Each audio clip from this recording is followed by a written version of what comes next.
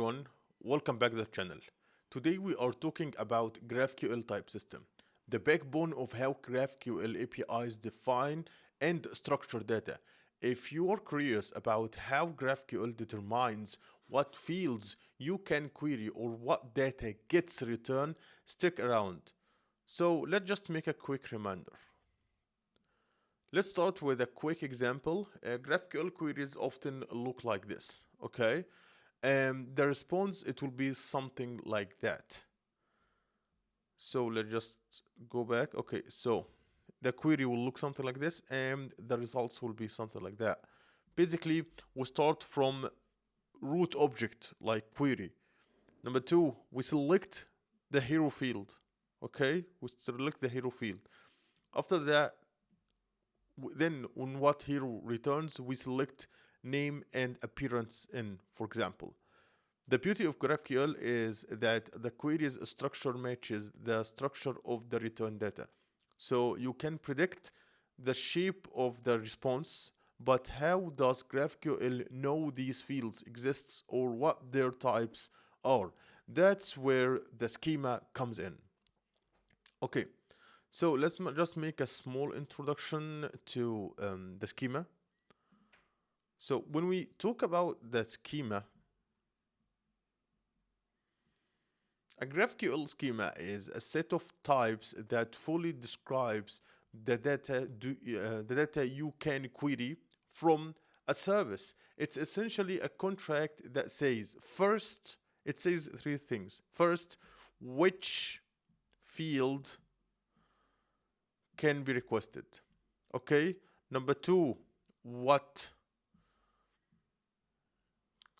types they return, like string lists of or maybe objects. And lastly, how different objects like hero, user, character, or any other things will relate to each other. When a query comes in, the GraphQL server validates it against the schema, then executes it if everything checks out. This ensures you only request fields that actually exist and that the shape of the data returned is consistent. Okay, we need to talk about like different ways to define a schema. And the first thing we will start with is the programmatic definition. Before we talk about programmatic definition, we need to say that every GraphQL service defines types, but how you define them can vary based on the programming language or library you use.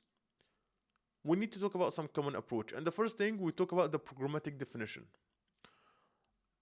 In the programmatic definition, basically construct schema object and fields directly into in your code, often with the same language your server is written, using JavaScript objects for a Node.js server, for example.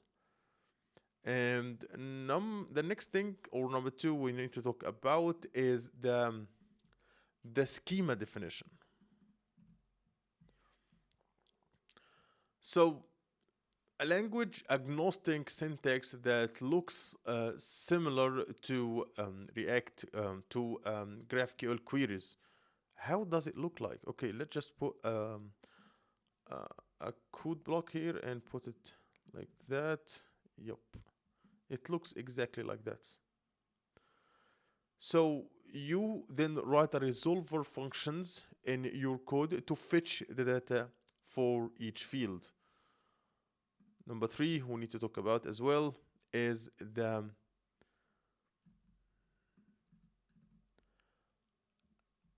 annotated resolvers.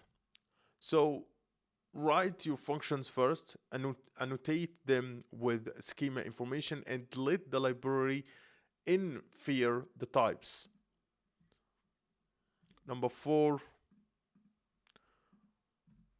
auto-generated schemas. Like some tools or frameworks can infer the schemas from your database or data models automatically. For the purpose of discussing GraphQL in language agnostic way, We often use SDL in demos and guides. This keeps it flexible and easy to read. Okay, we need to understand why does schema matter? Why do you think it matters? Okay, there are three things. First, self-documentation. The schema acts as a documentation for your API, letting developers know exactly what fields are available and what types they return. Number two, validation. If someone queries a field that doesn't exist, GraphQL will throw an error before even trying to resolve it. No more 500 errors because of typos. Okay. Number three, predictable results. The schema defines a clear shape for the data, making it easier to handle on the client side and less prone to break when your data sources evolve. Okay, we need to put everything together. So we will go through an example. Okay, so let's say you define. Okay, so let's say that you define a type for hero in the SDL like this. Okay, we have name, which is string, and we have appears in is a list of strings. Okay, can we duplicate this? Yep, we can.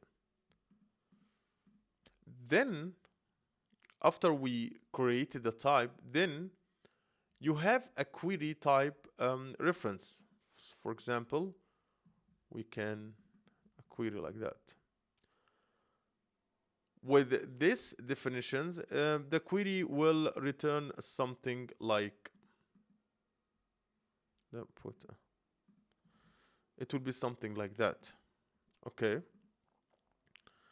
Here with this query, the query is validated against the schema. Yes. Hero exists and it has a name and appearance in. Okay. Then resolver functions fetch the data in the format the schema promises. Okay. So this is how it will work in an example. So we can go through make like a small conclusion or like a wrap up, because write wrap up is easier than write a conclusion. Sorry, guys. So the GraphQL type schema is how you define what data is available and how it's structured. Number two, the schema is the blueprint. It ensures queries are valid and sets the rules for how the data is returned. Number three, you can define a schema in various ways by writing SDLs, annotating resolver functions, or using auto-generated tools. If you are ready to dive deeper, check out libraries like Apollo servers in Node.js, and maybe you have also, there is a Caffini in Python or GraphQL Ruby. They are all let you define your schema using one of the methods we discussed. That's it for today. If you found this video helpful, give it a thumbs up and subscribe for more GraphQL content. Drop a comment if you have questions or if there is something specific you would like to see next, like mutation, subscriptions, or schema design tips. Thanks for watching, and I will see you in next videos.